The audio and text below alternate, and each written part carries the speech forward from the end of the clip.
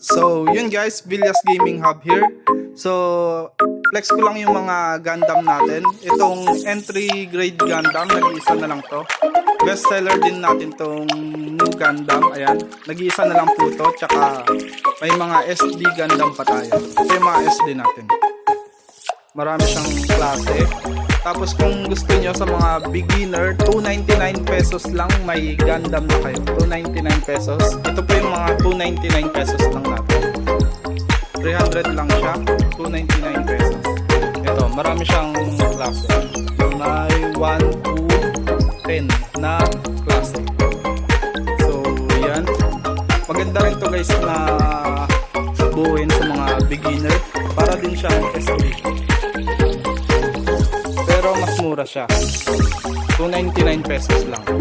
Bali pinapaubos na lang din ito. Hindi na rin tayo magkaka-stock yan. Kasi wala na rin sa supplier. Tapos ito 599 yata ito. Yan, 599. Not sure. Check nyo na lang rin sa Yellow Basket natin. Tapos ito 2 pieces pa to. Bira lang rin magkaroon nito guys. 2 pieces. Not sure kung entry grade ba to or SD. Wala kasi siyang nakalagay. MS normal type. 144 scale na rin siya.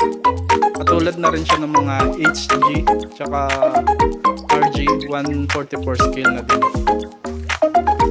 So ito guys, best seller natin to. Lalagay ko na lang sa Yellow Basket natin.